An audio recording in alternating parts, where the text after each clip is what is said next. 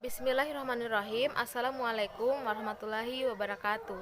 Perkenalkan, nama saya Iin Sri Gufani, NIM F2018 01016, kelas B1. Baiklah, di sini saya akan menjelaskan tentang tugas kimia medisinal yang berjudul tentang pengembangan senyawa agonis dan antagonis. Oke. Di sini saya akan menjelaskan tentang pengertian agonis dan antagonis. Nah, senyawa agonis adalah senyawa yang dapat menghasilkan respon biologis tertentu serupa dengan senyawa agonis endogen atau endogen. Nah, yang kedua, senyawa antagonis. Senyawa antagonis adalah senyawa yang dapat menetralisir atau menghilangkan respon biologis senyawa agonis. Pada umumnya, senyawa antagonis mempunyai dasar struktur yang mirip dengan senyawa agonis. Nah, selanjutnya, antagonis obat tidak hanya penting untuk merancang obat atau dalam membuat komposisi obat, tetapi juga digunakan secara luas karena banyak aksi obat berdasarkan antagonis dengan agonis endogen seperti biokatalis, hormon, dan neurotransmitter atau kemungkinan bekerja sebagai antimetabolit terhadap metabolit penting pada proses biokimia. Nah, contohnya pertama adalah kurare, bekerja dengan memblok reseptor dari senyawa neurotransmitter asetilkolin dan penghubung saraf. Selanjutnya adalah tujuan rancangan senyawa agonis dan antagonis. Nah, tujuannya itu adalah untuk mengembangkan antagonis spesifik terhadap biokatalis utama atau metabolis endogen. Contohnya seperti asetilkolin dan senyawa kolinergik, histamin dan senyawa histaminergik, neurofinefrin dan senyawa alfa adrenergik. Nah, selanjutnya, banyak gugus obat yang bekerja sebagai pengganti atau mimetik dari biokatalis seperti hormon dan vitamin, atau sebagai antagonis dari substrat atau produk antara proses biokimia. Nah, selanjutnya, pengetahuan tentang agonis dan antagonis penting untuk diketahui karena dapat digunakan untuk yang pertama, merancang kombinasi.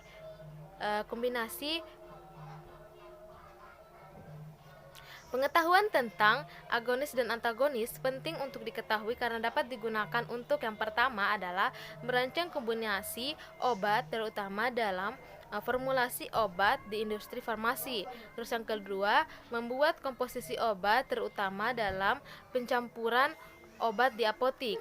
Terus yang ketiga, merancang senyawa antagonis terhadap agonis endogen seperti metabolit, histamin, antihistamin, dan neurotransmitter, antineurotransmite.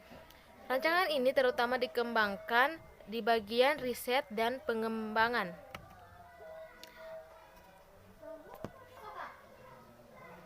Nah, selanjutnya, berdasarkan fase kerja obat, senyawa antagonis dikelompokkan sebagai berikut. Ada beberapa poin. Yang pertama itu adalah antagonis ketersediaan farmasetik.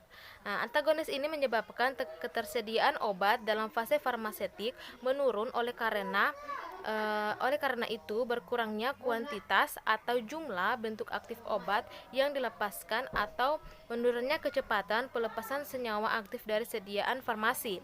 Nah, selanjutnya itu adalah antagonis ketersediaan biologis.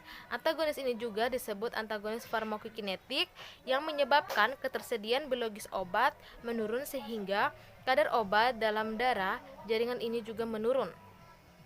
Nah, antagonis farmakokinetik dapat disebabkan oleh hal-hal sebagai berikut. Yang pertama adalah menurunnya absorpsi obat dalam saluran cerna. Yang kedua, meningkatnya ekskresi obat aktif. Yang ketiga, meningkatnya proses bioinaktivasi obat.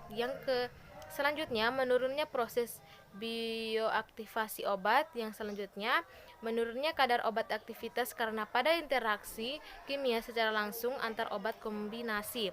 Nah, selanjutnya, antagonis pada tingkat jaringan atau plasma dan reseptor. Nah, poin yang terakhir, antagonis ini juga disebut antagonis farmakodinamik yang mempengaruhi proses interaksi obat dengan reseptor spesifik sehingga menurunkan respon biologis obat.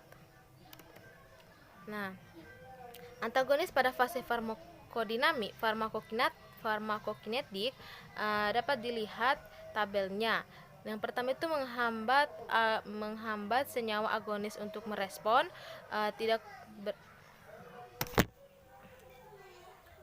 Nah, selanjutnya adalah antagonis pada fase farmakokinetik. Ada beberapa poin. Yang pertama itu adalah menghambat senyawa agonis untuk merespon. Yang kedua, tidak berikatan dengan reseptor. Yang ketiga disebut antagonis kimia atau netralisasi. Yang keempat, mekanisme. Mekanismenya itu mengubah senyawa agonis menjadi tidak aktif. Terus yang selanjutnya, potensi antagonis kimia tergantung pada kemampuan senyawa antagonis berinteraksi dengan agonis. Nah, selanjutnya itu adalah antagonis pada fase farmakokinetik pada umumnya adalah antagonis kimia atau netralisasi. Dasar dari antagonis kimia adalah adanya interaksi antar obat pada objek biologi sesudah absorpsi. Antagonis kimia akan berinteraksi dengan senyawa agonis menghasilkan produk tidak aktif sehingga jumlah agonis yang berinteraksi dengan reseptor menurun dan aktivitas biologis juga menurun.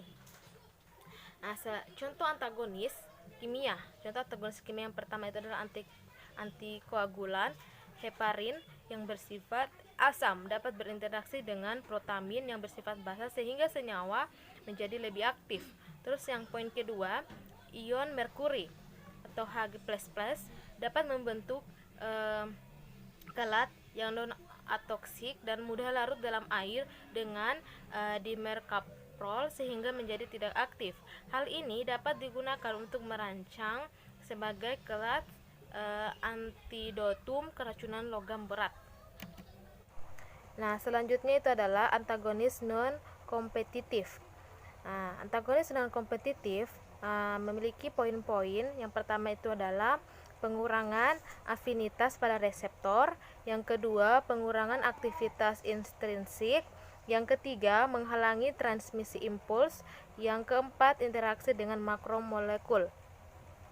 Nah, yang selanjutnya itu adalah kombinasi antagonis kompetitif dan non-kompetitif. Kombinasi satu senyawa yang menimbulkan efek antagonis kompetitif dan non-kompetitif dengan senyawa agonis juga sering terjadi. Contohnya seperti kombinasi antikolinergik dengan andifenin atau kamilofen. Nah, selanjutnya itu adalah antagonis fungsional dan fisiologik. Antagonis fungsional adalah apabila dua senyawa agonis yang mempunyai efek berlawanan bekerja pada satu sel atau sistem yang sama tetapi pada tempat yang berbeda. Nah, antagonis fisiologik adalah apabila dua senyawa agonis yang mempunyai efek berlawanan bekerja pada organ atau jaringan yang berbeda sehingga dihasilkan efek resultat. Terus selanjutnya antagonis irreversible. Nah, tipe antagonis dengan karakteristik masa kerja yang panjang. Contohnya itu seperti senyawa pemblokan alfa adrenergik seperti dibenamin dan benzilin. Terus yang terakhir itu adalah antagonis tipe kompleks. Antagonis tipe ini cara kerjanya sangat kompleks. Contohnya seperti yang pertama itu adalah senyawa bakteriostatik seperti tetrasiklin, kloramfenikol, sulfanamide, eritromisin, dan linkomisin. Bekerja sebagai antibakteri dengan menghambat sintesis protein sehingga menghambat pertumbuhan bakteri dan mematikan bakteri. Terus yang kedua itu adalah senyawa bakteri seperti penisilin, cefalosporin, desikloserin, vancomycin, polymyxin, bacitracin, colistin, streptomycin, kanimisin, dan neomycin. Bekerja sebagai antibakteri dengan menghambat sintesis mukopeptida. Baiklah, mungkin itu saja yang dapat saya jelaskan dari materi pengembangan senyawa agonis dan antagonis. Lebih dan kurangnya mohon dimaafkan. Wassalamualaikum warahmatullahi wabarakatuh.